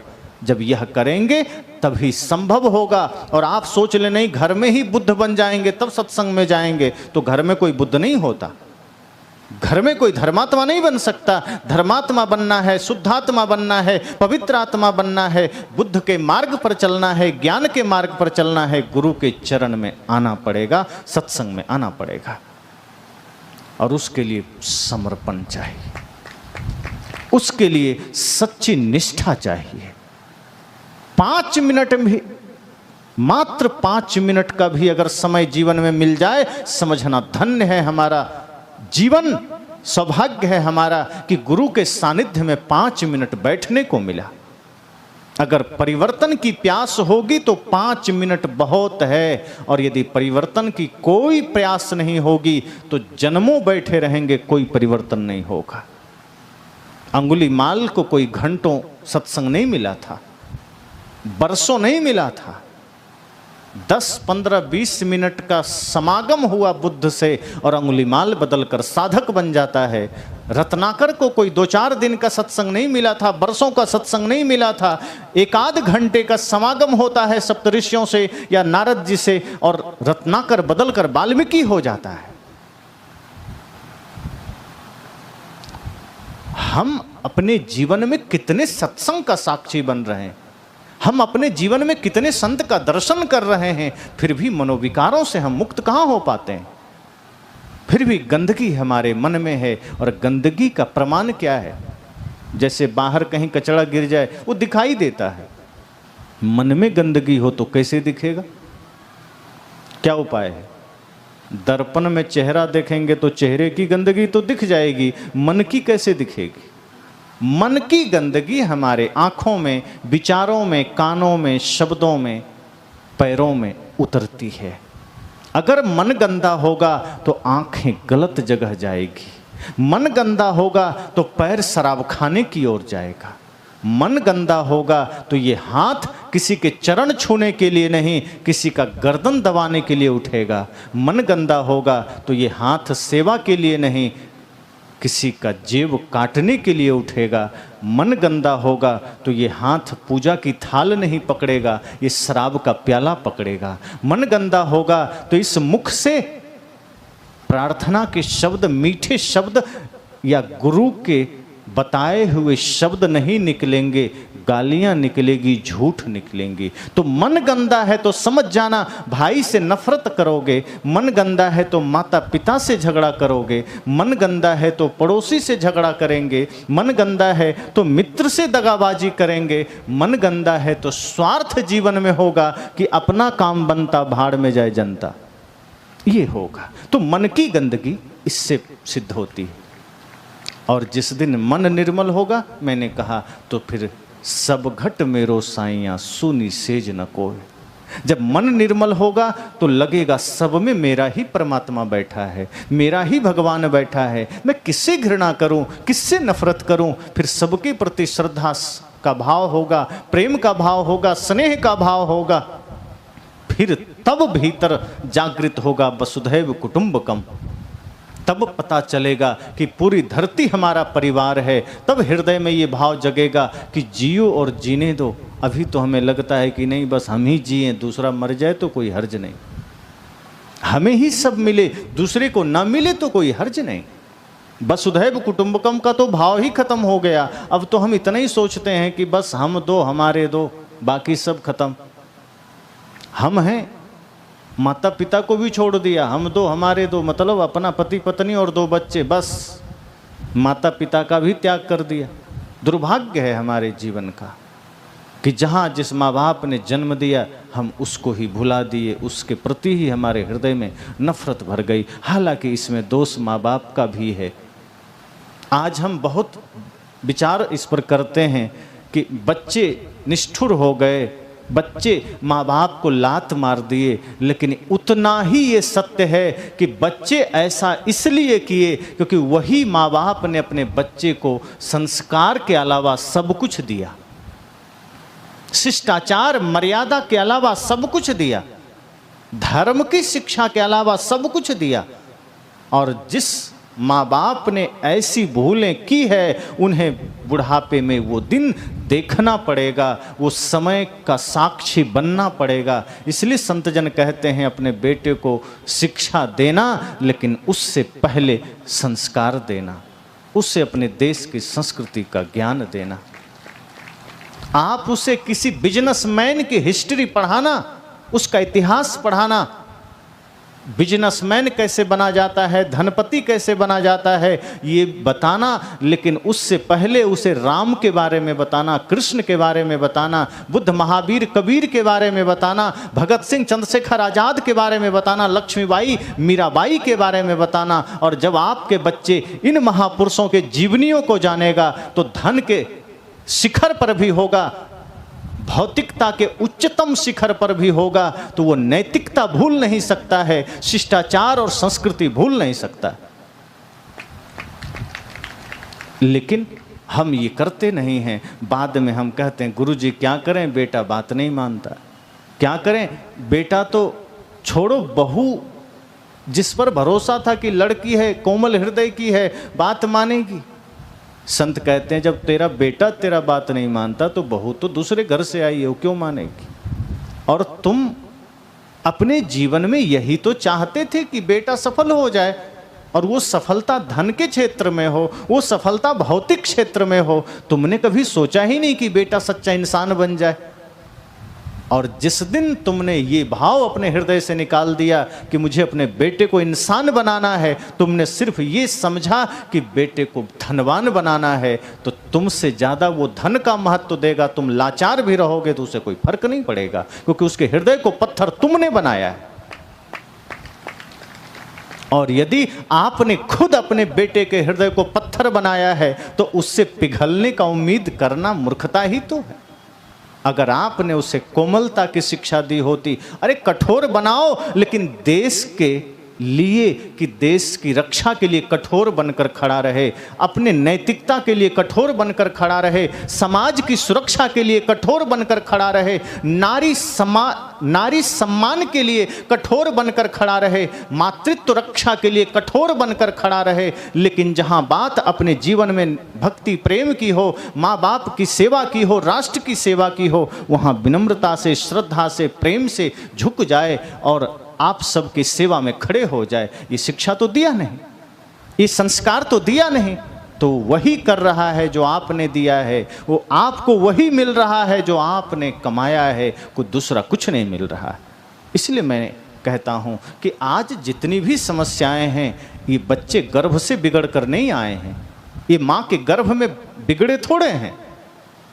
हाँ, कुछ पूर्व संस्कार होते हैं, लेकिन ये मनुष्य जीवन कर्म की भूमिका है। अगर यहाँ चाह लें तो हम अपने नियति को बदल सकते हैं, अपने भाग्य को बदल सकते हैं। और अंगुलीमाल ने बदला, रत्नाकर ने बदला, ऐसे लाखों अंगुलीमाल ने अपने भाग्य को बदला है। अगर भाग्य में लिखा कभी टल नहीं सकता था, अगर भाग्य में लिखा कभी बदल नहीं सकता था, तो अंगुलीमाल साधक नहीं बनता, फिर वो तो राक्षस ही बना रहता। लेकिन ये मनुष्य जीवन कर्म की भूमिका है, मोक्ष की भूमिका है, ये साधन है। इससे चाहो तो अपने भाग्य के लिखे हुए को मिटा करके आप मुक्ति के मार्ग पर जा सकते हैं, और अपने भाग्य में लिखे हुए मुक्ति को मिटा करके नरक में जा सकते हैं। ये वो कर्म की भूमिका है।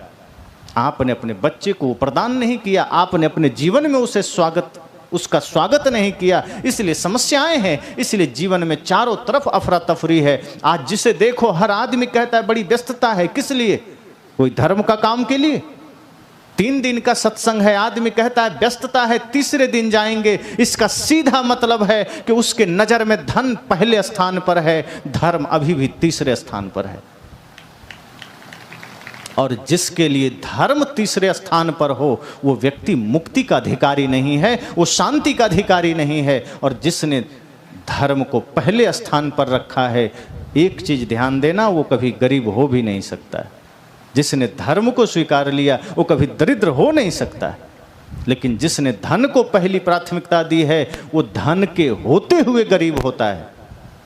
और वो धन जो बिना धर्म के सहारे आया है, वो धन जो बिना धर्म के माध्यम से आया है, फिर वही धन आदमी को जुआ के अड्डे पर ले जाता है, फिर वही धन आदमी को शराब खाने पर ले जाता है, वही धन हिंसा के मार्ग पर ले जाता है। ऐसे धन का क्या जो आपको नरक में ले जाए? फिर तो सदगुरु संतों का दिया हुआ वो ज्ञान धन पर्याप्त है, जो आपको मुक्ति के मार्ग पर ले जाएगा, शांति के मार्ग पर ले जाएगा। और एक बात और ध्यान दीजिए, अगर आपने संसार को पा लिया तो धर्म नहीं आ सकता है, कोई गारंटी नहीं कि आ ही जाएगा। संसार को पा करके शांति और धर्म नहीं आ सकता है, लेकिन धर्म को पहले पा लिया, गुरु की भक्ति को पहले पा लिया, तो भक्ति का धन और भक्ति का साम्राज्य और भक्ति का आनंद तो मिला ही, संसार भी मिल जाता है। ये ऐसा ही है जैसे अभी गेहूं बोए हैं ना खेत में, कई जगह बोए होंगे, इधर वैसे धान ज़्यादा बोते हैं। तो जब गेहूं बोते हैं और जब कटाई होगी तो भूसा फ्री में आ जाता है। कि गेहूं बोते समय भूसा भी साथ में बोए थे? कोई बोते हैं क्या? आपने गेहूं बोया, भूसा फ्री में आ गया। अब कोई चालाक आदमी सोचे गेहूं बोया, भूसा आ गया, अब की बार भूसा बोएंगे शायद गेहूं आ जाए। आएगा? संसार पालेंगे भक्ति आ जाएगी, संसार पालेंगे शांति आ जाएगी? बिल्कुल नहीं, असंभव है। संसार भूसे की तरह है, वो नहीं आ सकता उससे शांति। लेकिन अगर जीवन में ध्यान आ गया, धर्म आ गया, गुरु की भक्ति आ गई, तो ये उस गेहूं के बीज के समान है जिसके आते ही संसार का सुख भूसा की तरह आपके जीवन में आ जाता है।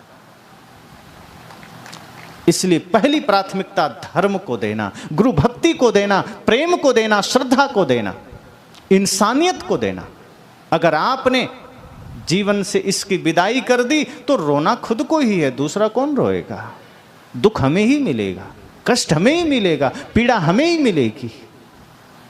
इसलिए मैंने पहले ही कहा कि आज हमारी भक्ति भी कालखंड में है और कामनाओं से घिरा हुआ है।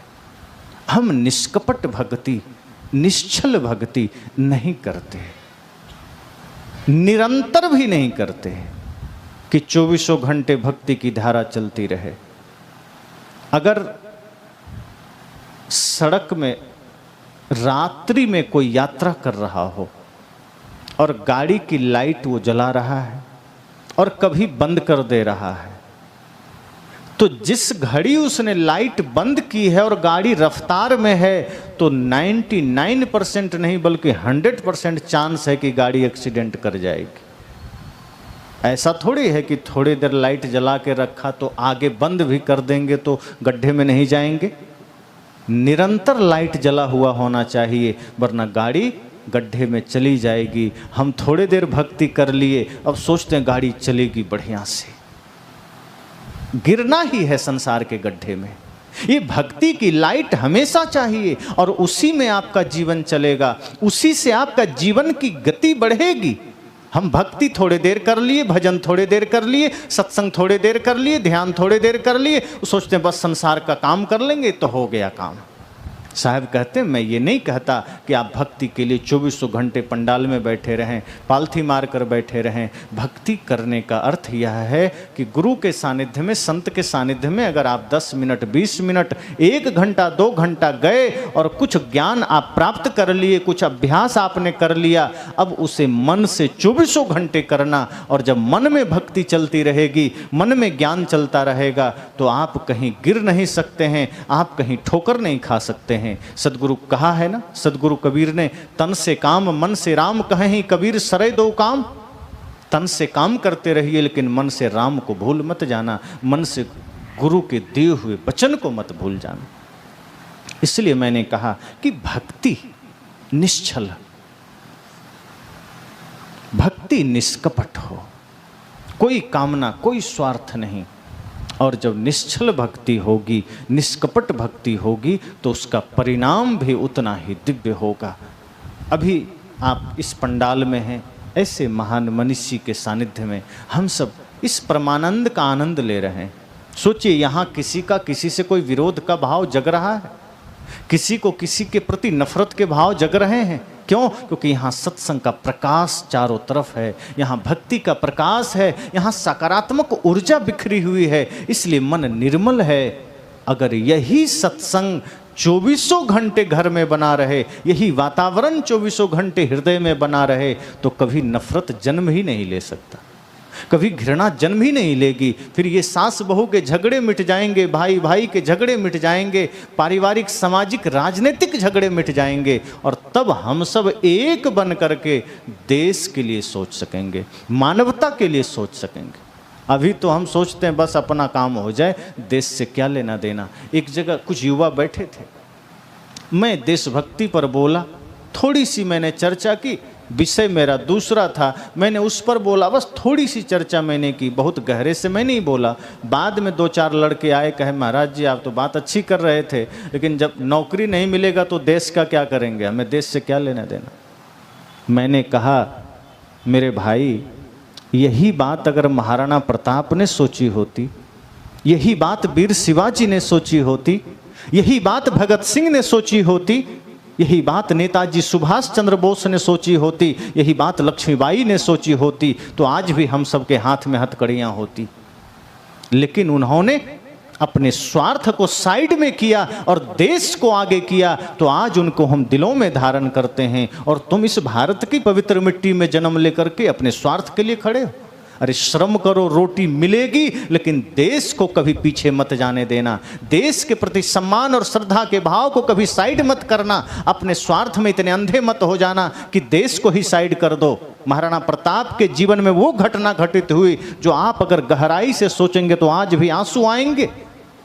बना बनाया साम्राज्य, बना बनाया राज्य, मखमली बिस्तर पर विराजमान होने वाला वो सम्राट, जब ऐसी घड़ी आ गई कि या तो देश या राज्य या फिर मुगल की अधीनता, उन्होंने कहा मैं जंगल स्वीकार कर लूंगा, घास की रोटी खा लूंगा, लेकिन मुझे ये अधीनता स्वीकार नहीं, अपने देश के लिए मरना पसंद है। मैं कहता हूं ये निर्मलता कैसे आएगी? हमारे मन में कटुता आती ही क्यों है? हमारे मन में स्वार्थ आता ही क्यों है? क्योंकि आज हमने संतों का संग छोड़ा है, धर्म का संग छोड़ा है, महापुरुषों के विचारों को हमने छोड़ा है। और जब हम सत्संग से दूर रहेंगे तो उसका असर कैसे होगा? अभी आपको प्यास लगे और हमारे व्यवस्थापक ये बोतल ले जाकर सबके आगे ऐसे ऐसे आरती की तरह घुमा दे, कितने लोग का प्यास बुझ जाएगी? पीना पड़ेगा ना। हमने वही किया है, धर्म को हमने आरती की तरह घुमाया है कि सत्संग में चले गए, मेरा काम हो गया, सामने मुंह के आ गया, बस। भूख लगेगी, भोजन करना पड़ेगा, प्यास लगेगी, पानी पीना पड़ेगा। जीवन में दुख है, दरिद्रता है, समस्या है, स्वार्थ है, विकार है, उसे मिटाना है तो सत्संग को भी भीतर उतारना पड़ेगा। जहां विकार हैं वहां सत्संग उतर जाए, तभी तो समस्या मिटेगी। ऐसे नहीं मिटेगी। तो मैंने कहा कि जीवन में सदैव निष्काम बनकर जीना। एक पल भी मौका मिले तो ये सोचिए कि हमें अच्छा कैसे करना है, अपने मन को निर्मल कैसे करना है। अच्छा एक बात सोचिए, पूरे देश में अच्छा बनने के लिए बड़ी प्रेरणा दी जाती है। इंसान कैसे बन जाए, विद्वान कैसे बन जाए, धर्मात्मा कैसे बन जाए, भक्त कैसे बन जाए, इसके लिए हमेशा सत्संग सुनाया जाता है।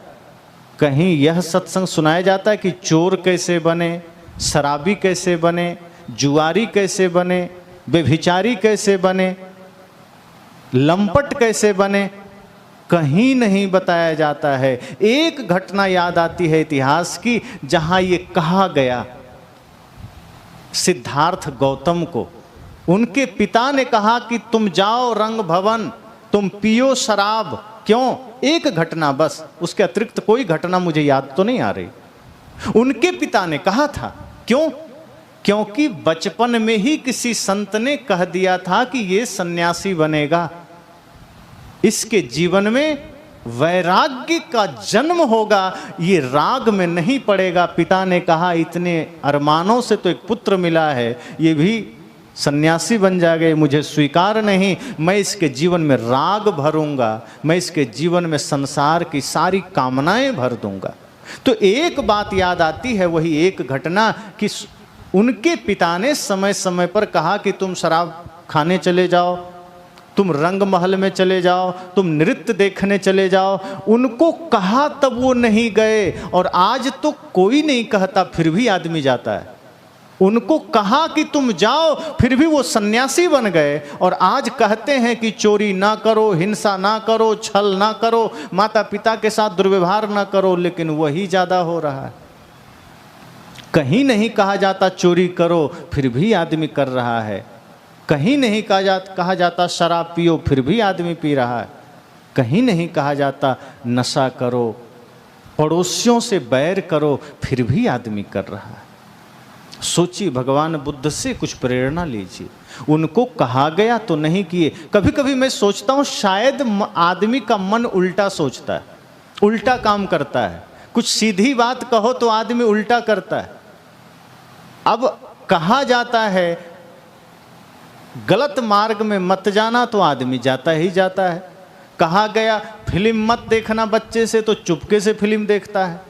कहा गया नशा मत करना, तो आदमी चुपके से नशा करता है। तो कभी कभी लगता है कि ये सच में जो रोको वो आदमी वही करता है। भगवान बुद्ध से अर्थात सिद्धार्थ से कहा गया चोरी अर्थात गलत मार्ग में जाओ, नशा के मार्ग में जाओ, राग रंग में जाओ, वो नहीं गए। आज कहा जाता है नहीं जाओ, तो आदमी जाता है। जैसे आप किसी को, आप कहीं बैठे हैं कमरे में, दरवाज़ा खोल दीजिए, पर्दे हटा दीजिए, तो मुश्किल है कि कोई झांकेगा। लेकिन सिर्फ पर्दा गिरा दीजिए तो जो भी गुजरेगा एक बार हटा के देखेगा कि पता नहीं क्या है, कौन बैठा है। जब तक पर्दा हटा है किसी को मन में नहीं आएगा कि देखना भी है। पर्दा डाल दो, आदमी देखने की चेष्टा करेगा, पता नहीं भीतर कौन बैठा है। और तो और कभी प्रयोग करना, किसी को दे देना आप डिब्बा कमंडल कि जाओ घर पहुंचा देना, वो पहुंचा देगा। लेकिन कभी ऐसा करके देखना कि लो ये कमंडल घर में दे देना, लेकिन ध्यान रहे खोलना मत। अब आप समझ जाओ कि वो रास्ते में पक्का खोलेगा, छिप के खोलेगा, अकेले में खोलेगा कि मना क्यों किया, कुछ तो होगा इसमें। एक आदमी घर बनवाया, बड़ा बढ़िया नया घर, गांव में चमकता हुआ घर, और घर के पीछे से जाने का रास्ता था एकदम छोटा सा, पैदल लोग उधर से ही जाते थे। तो जब तक घर बनवाया और सब कुछ सही था, लोग आते जाते थे, कहीं कोई समस्या नहीं थी। एक दिन मन में कुराफात जगा घर के मालिक को। वो सोचता है दीवार के पीछे लिख दें कृपया यहाँ पेशाब ना करें। जब तक नहीं लिखा सच में कोई करता नहीं था, किसी को ध्यान भी नहीं था कि दीवार के नीचे पेशाब करना चाहिए। लेकिन जिस दिन लिखा उसी दिन से चालू हो गया। जैसे ही लिखा कृपया यहाँ पेशाब ना करें, तो आदमी की नज़र पड़ी कृपया यहाँ पेशाब ना करें, तुम मेरा मालिक है, क्यों ना करें, यहीं करेंगे। अब जिसको नहीं भी जरूरत है वो भी खड़ा होकर करने लग गया। अब वो आदमी तो परेशान हो गया, कहा मैं तो नया नया घर बनवाया, ये तो दुर्गंध से खिड़की के द्वारा हम सब जीने के लायक नहीं बचेंगे, घर भी नरक बन गया। परेशान हो गया, कहा लिख दिया हूँ फिर भी आदमी करता है। वो एक मित्र के पास गया, कहा मित्र बड़ी समस्या हो गई। का क्या? कहा बड़ा बढ़िया घर बनाया। कहा वो तो तुम बनाए, बड़ी चर्चा है तुम्हारे घर की। अरे चर्चा छोड़ो, परेशान हो गए। कहा क्या हुआ? कहा घर बनवाया, पीछे से जितने लोग गुजरते हैं सब वहीं पेशाब करते हैं। कहा अरे ऐसे कैसे, तुमने कुछ किया नहीं? कहा किया। क्या किया? कहा वहां लिख दिया है कृपया पेशाब ना करें, तब से ज्यादा कर रहे हैं। पहले तो कोई गलती से इक्का दुक्का कर जाता था, अब तो जिस दिन से लिखा है जब भी कोई गुजरता है, जैसे ही नजर पड़ती है कि अच्छा तू मेरा मालिक, मैं तो यही करूंगा, वो करके निकलता है। तो उसके मित्र ने कहा यही तो भूल हो गई, तुम आदमी के मन को नहीं जानते हो, ये करना ही नहीं था। कहा तो क्या करें? कहा जाओ अब मैं जो कहता हूं वो लिख देना, बंद हो जाएगा आज से। कहा क्या? कहा वहां लिख देना सावधान, यहां पेशाब करना ही पड़ेगा। कहा ठीक है, इससे कहीं छूटेगा? कहा अरे तू लिख के तो देख। वो गया, लिख दिया, और जैसे ही लिख के हटा कि पहला आदमी गया, सोचा पेशाब करेंगे, नजर पड़ गई सावधान यहाँ पेशाब करना ही पड़ेगा। सोचता है तू मेरा मालिक है जो यहाँ करेंगे? कौन है तू आदेश देने वाला? बिल्कुल नहीं करेंगे, अब तो आगे जाके करेंगे। और जो भी आता फिर बंद हो गया, कोई नहीं किया। संत कहते हैं आदमी का मन ऐसे ही उल्टा है, उसको कहो चोरी में ना जाओ तो वो कहेगा क्यों ना जाए, जाएंगे। और चूंकि संसार का मार्ग बड़ा सरल लगता है, गलत मार्ग में जाना बड़ा साधारण लगता है। किसी को चोरी सीखने के लिए कोई विश्वविद्यालय जाने की ज़रूरत नहीं है, शराबी होने के लिए किसी ट्रेनिंग सेंटर में जाने की ज़रूरत नहीं है। बुरा आदमी सहज में हो जाता है, बुराई के मार्ग पर बिना ट्रेनिंग के पहुंच जाता है। लेकिन साधक होने के लिए, इंसान होने के लिए, एक अच्छा सज्जन जीवन जीने के लिए, जीवन में सज्जनता के लिए बड़ी तपस्या करनी पड़ती है, मेहनत करनी पड़ती है। अर्थात सद्गुणों से जीवन को सजाना है तो तपस्या करनी पड़ेगी। और अगर सोच रहे हो कि कुछ नहीं करेंगे तो जीवन नरक के मार्ग पर जाएगा, घृणा के मार्ग पर जाएगा, नफरत के मार्ग पर जाएगा, कुछ नहीं करना पड़ेगा। लेकिन संसार का मार्ग है तो सरल, चोर बनना सरल है, कोई मेहनत का काम नहीं है। जितनी भी बुराई के रास्ते हैं सब सरल है, उस पर आदमी सरलता से चला जाता है, कोई मेहनत नहीं करनी पड़ती। लेकिन वो मार्ग इतना खतरनाक है कि लौटना कठिन हो जाता है। अगर एक बार बुराई के दलदल में चले गए तो लौटना महंगा पड़ जाता है, और कभी कभी तो लौट नहीं सकते हैं। एक सिनेमा हॉल में फिल्म देखने वालों की भीड़ कम हो गई, तो उसका जो मालिक था एक दिमाग लगाया कि क्यों ना कुछ उपाय किया जाए। तो उसने एक पोस्टर चिपका दिया शहर में, कहा आज 3 घंटे की फिल्म फ्री में दिखाई जाएगी, आज पूरा सिनेमा हॉल में आना फ्री।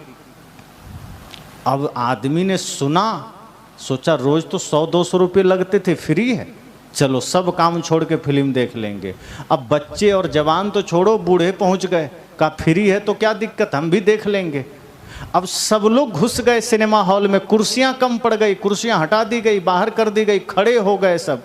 जहां घुसते हैं दरवाजे पर आदमी खड़ा हो गया, कहा कि भैया फ्री का चीज है, देख लेंगे, पैसे तो लग नहीं रहे। और जाके कन्फर्म भी हो रहे हैं काउंटर पर, भैया देखो बोला है फ्री। हाँ बिल्कुल, आना एकदम फ्री है, आप आइए, सबका देखना फ्री। बड़े खुश हुए, कहा चलो आज तो मज़ा आ गया। फिल्म शुरू हुई, सारे दरवाजे लॉक कर दिए गए, गेट लगा दिए गए, फिल्म देखी गई, बढ़िया प्यार से सबने देखा। फिल्म बंद हुई, अब सबको निकलना था, दरवाजे खुले ही नहीं। चिल्लाया, कहा कि भैया दरवाज़ा तो खोलो।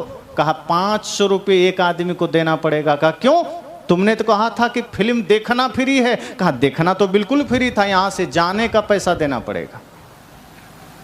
आना फ्री था, देखना फ्री था, निकलना फ्री था, ऐसा तो मैंने नहीं कहा था, निकलने के पैसे देने पड़ेंगे। सबने सिर ठोका, कहा फंस गए, लालच में फंस गए। 100 रुपये में देखते थे, 500 देने पड़ गए। यही हमारे जीवन की बात है। जहाँ संसार में लालच नजर आया हम कदम बढ़ा देते हैं, लेकिन ध्यान देना, जाना सरल है, वहाँ से लौटना बहुत कठिन है, महंगा है, कीमत चुकानी पड़ेगी। इसलिए सदगुरु कहते हैं संसार के मार्ग पर सोच करके कदम उठाना, और ध्यान रहे धर्म सदैव जीवन में बना रहे, सत्संग बना रहे, गुरु की कृपा बनी रहे, गुरु का ज्ञान बना रहे, तो आप कहीं भी चले जाओगे आप वहाँ सही सलामत लौट आएंगे। अगर एक धर्मात्मा आदमी, एक ज्ञानी, एक सज्जन, एक समझदार, एक विचारक आदमी नरक भी चला जाएगा, वो स्वर्ग बना के लौट आएगा, और एक बिगड़ा हुआ विचार का व्यक्ति अगर स्वर्ग में चला जाएगा उसे नरक बना के चला आएगा। तो हम सबको तय करना है कि अपने जीवन को हम नरक बनाते हैं या स्वर्ग बनाते हैं। हमारे पास दोनों अवसर है। आप चाहें तो खुद को राम के मार्ग पर ले जा सकते हैं, और आप चाहें तो आप खुद को रावण के मार्ग पर ले जा सकते हैं। ये मनुष्य जीवन वो सीढ़ी है जिससे आप स्वर्ग तक भी जा सकते हैं, उसी से आप नरक में भी जा सकते हैं। जैसे एक ही सीढ़ी से छत पर जाते हैं, उसी सीढ़ी से जमीन पर आ जाते हैं। ये मनुष्य जीवन भी वही सीढ़ी है जिससे आप स्वर्ग भी जा सकते हैं, नरक भी जा सकते हैं। इसलिए मैंने कहा कि हमें निष्काम भक्ति करनी है। गुरु से कोई कामना नहीं, गुरु से कोई याचना नहीं। गुरु के सानिध्य में जाइए, निश्चिंत होकर जाइए कि हे सदगुरु ऐसी कृपा करना, ऐसी अनुकंपा करना कि मेरा मन संसार में नहीं, आपके चरणों में, आपके ज्ञान में लगा रहे, और उस ज्ञान के प्रकाश में मैं संसार का काम करता रहूं। अगर गुरु की कृपा, गुरु का ज्ञान सदैव हृदय में रहेगा तो आप संसार का काम भी करेंगे तो त्रुटि नहीं होगी, कोई चूक नहीं होगी। हमारे जीवन में चूक कब होती है? जब हम ध्यान से अलग हो जाते हैं। आप कई बार अनुभव करते हैं ना, आप किसी को कह भी देते हैं, जैसे कोई झाड़ू लगाया और लगाते लगाते आगे बढ़ गया, कचरा छूट गया, तो आप कह देते हैं अरे थोड़ा ध्यान से लगाओ, कहाँ ध्यान है। अर्थात आदमी वहाँ मौजूद नहीं है तो कचरा छूट गया। ऐसे ही हमारे जीवन की बात है। हम जैसे ही मौजूद अपने में नहीं होते हैं, हमारा मन अपने में एकाग्र नहीं होता है, हम होश में नहीं होते हैं, जीवन में तुरंत हम कचरा कर लेते हैं, भूल कर लेते हैं, गंदगी जीवन में आ जाती है। इसलिए सदगुरु कहते हैं सदैव जागृत रहना, होश में रहना। आप किसी भी स्थान में हैं, परिवार में है, समाज में है, राजनीतिक जीवन में है, एक बात ध्यान रखना कि जीवन थोड़ा है, जाना सबको है। पहले के लोग गए, हम भी जाएंगे, आगे वाले भी जाएंगे, तो हमें क्यों इस प्रपंच में पड़ना? क्यों ना हम इसके बेहतर के लिए काम करें, इसकी व्यवस्था के लिए काम करें। अगर आपको सामाजिक कोई जिम्मेदारी मिली है, इतना ही सोचना कि ये हमारे अवसर समझो सौभाग्य से मिला है, हमें सेवा का अवसर मिला है। हम अपने मन में कभी कोई गंदगी आने नहीं देंगे, अपने जीवन में कोई गंदगी आने नहीं देंगे। गंदगी मन में आती है तभी हमारा कदम, तभी हमारा मन गलत मार्ग पर जाता है, तभी हमारा सब कुछ गलत हो जाता है। इसलिए जब मन को निर्मल रखेंगे तो आप राष्ट्र की सेवा भी कर लेंगे, समाज की सेवा भी कर लेंगे, और आपका जीवन धर्म प्रधान जीवन होगा, जिसमें सदैव धर्म, शांति, प्रेम बना रहेगा। तो इसलिए मैंने कहा भक्ति हो लेकिन कोई कामना नहीं, कोई स्वार्थ नहीं। साहब ने कहा है ऐसी है दीवानी दुनिया, भक्ति भाव नहीं बूझे जी। आगे साहब कहते हैं कोई आवे बेटा मांगे यही गोसाई दीजिए जी। कि गुरु के पास, भगवान के पास हम जाते हैं तो हम भक्ति भाव को लेकर नहीं जाते। हम बेटा मांगने चले गए, धन मांगने चले गए। अब सोचो कि जब सदगुरु से आप नश्वर चीजें मांग रहे हो तो शाश्वत किससे मांगोगे? नश्वर चीजें तो संसार में कहीं भी मिल जाएगी। आप गुरु के पास गए हैं और गुरु से भी वही क्षणभंगुर मांग रहे हो, गुरु से भी वही संसार मांग रहे हो। सोचो कि ऐसा सौभाग्य मिला है, ऐसा सानिध्य मिला है, और गुरु से हम संसार मांग रहे हैं। जो संसार आपका है ही नहीं, जो है ही नहीं, वो गुरु से क्यों मांगना? गुरु से मांगना तो यही कि प्रभु कृपा करना, मन निष्काम बना रहे, निष्कपट बना रहे, मन निर्मल बना रहे और जीवन में भक्ति सदैव बनी रहे आपके चरणों में। तब देखना जीवन में इसी क्षण इसी वक्त स्वर्ग का आगमन होगा। स्वर्ग में आपको नहीं जाना है, स्वर्ग को बुला लेना है, क्योंकि बाहर का पता भी तो नहीं है कि स्वर्ग कहाँ है किसी को पता किस आकाश में है? अब कैसे जाएंगे? तो मार्ग यही है, स्वर्ग का मार्ग यही है कि वर्तमान में प्रेममय हो जाइए। स्वर्ग का मार्ग यही है कि जीवन निर्मल हो जाए, जीवन में भक्ति का आगमन हो जाए। फिर देखना आपको नहीं जाना है, मैंने कहा ना, भगवान के पीछे भी नहीं जाना, आपको स्वर्ग के पीछे भी नहीं जाना। स्वर्ग भी आपके जीवन में उतर आएगा और जो स्वर्ग वर्तमान में उतर गया वो सदा बना रहेगा।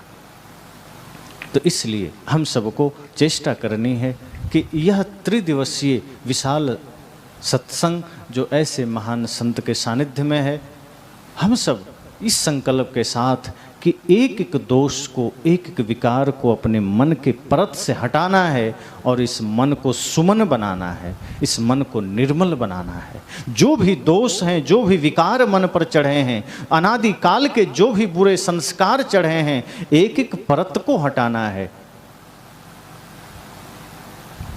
क्योंकि ये सत्संग हमें पवित्र बनाने के लिए है, हमें निर्मल बनाने के लिए है। ये सद्गुरु संत का ज्ञान वो झाड़ू है जो हमारे हृदय को, हमारे मन को निर्मल करेगा, पवित्र करेगा, सारे कचड़े को हटाएगा। बाहर आप आंगन की सफाई झाड़ू लगा के कर देते हैं, पर वो झाड़ू भीतर तो घुसा के नहीं कर सकते। एक जगह गुरुजी बोल रहे थे कि अंदर झाड़ू दे के कूड़ा दूर बहाओ। तो एक शिष्य कहता है, गुरुजी मेरा झाड़ू इतना बड़ा है, मैं मुंह में डालूंगा कैसे? अब वो मजाक किया होगा। गुरुजी भी हंसे, कहे झाड़ू का तुम इसका एक सींक भी डाल के देखो तो पता चल जाएगा। वो झाड़ू से घर की सफाई होगी। और मजाक ही सही, लेकिन ये तो समझो कि तुम उस झाड़ू को चाह करके भी कैसे अंदर साफ करोगे। अंदर की सफाई तो ज्ञान के झाड़ू से होगी। गुरु के ज्ञान के सूत्र ही वो झाड़ू है जो आपको भीतर से साफ करता है, और वो आपके हृदय में है तो हृदय पावन होगा, निर्मल होगा। इसलिए मैं अक्सर कहा करता हूँ, एक नेक मशवरा है मेरा, मान लीजिए। एक नेक मशवरा है मेरा, मान लीजिए। दुनिया ये 4 दिन की है, पहचान लीजिए। दुनिया ये 4 दिन की है। संतों ने ये कहा है, किताबों में है लिखा। संतों ने ये कहा है, किताबों में है लिखा। पीने से पहले पानी को छान लीजिए। एक नेक मशवरा है मेरा, मान लीजिए। दुनिया ये 4 दिन की है, पहचान लीजिए। दुनिया ये 4 दिन की है। चरणों में आके लाखों की बिगड़ी संवर गई। सद्गुरु संतों के चरणों में आकर के लाखों की बिगड़ी बनी है। चरणों में आके लाखों की बिगड़ी संवर गई। एक दो नहीं है सैकड़ों परमान देखिए। एक नेक मशवरा है मेरा, मान लीजिए।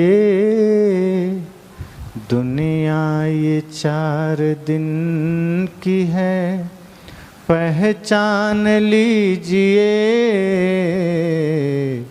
दुनिया ये 4 दिन की है। संत कहते हैं कि ये 4 दिन की है, और ये कहने की बात है। 4 दिन की भी है, पता थोड़े है। 4 सेकंड की भी नहीं कह सकते, पर कह दिया जाता है। इसलिए संत कहते हैं कि जान लो संसार को, साथ नहीं जाएगा। जो साथ जाएगा वो अच्छी या बुरी कमाई जाएगी। तो बुरी कमाई करके साथ ले जाओगे, गट्ठर भारी हो जाएगा, भवसागर में डूब जाओगे। अच्छे कर्मों की गठरी बनाना, जो भारी नहीं होती, हल्की होती है, डूबने से बचाएगी। जैसे आपको पानी में जाना है और आप 20 किलो का पत्थर शरीर से बांध लें और पानी में चले जाएं, तो क्या होगा?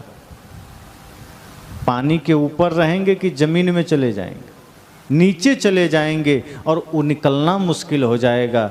लेकिन गाड़ी के ट्यूब में जो हवा भर दिया जाता है और उस बैलून को, गुब्बारे को, टायर को अपने शरीर से बांध कर पानी में कूद जाएं, तो वो गुब्बारा आपको डूबने नहीं देगा, वो बैलून आपको डूबने नहीं देगा। सद्गुरु संतों के ज्ञान को जीवन में उतार कर जो पुण्य की कमाई आप करेंगे, जो धर्म की कमाई आप करेंगे, वो इतना हल्का होगा कि वो संसार में आपको कभी डूबने नहीं देगा, वो आपको भवसागर से पार कर देगा। लेकिन यदि बुरी कमाई का गट्ठर बांधा है, वो इतना भारी होगा कि वो भवसागर में ऐसा डुबाएगा कि कभी निकल नहीं सकते हैं। तो हमें तय करना है कि सद्गुरु संतों के चरण में सच्ची नेह लगा करके, सच्चा नेह लगा करके, सच्ची प्रीति लगा करके हमें इस भवसागर से पार होना है या फिर डूबने की तैयारी करनी है। ये आप पर हम छोड़ते हैं और अभी इतना ही कहकर वाणी को विराम देते हैं।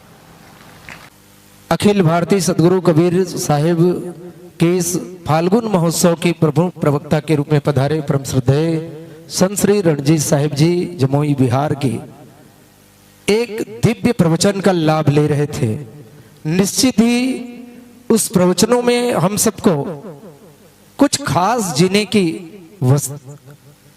दिव्यतम रत्न मिल रहे थे, और इसलिए मैं कहूंगा दिलों को स्पंदन के लिए जैसे हवा मिल गया, दिलों को स्पंदन के लिए जैसे हवा मिल गया, भूखे को खाने के लिए मुट्ठी भर जवाब मिल गया।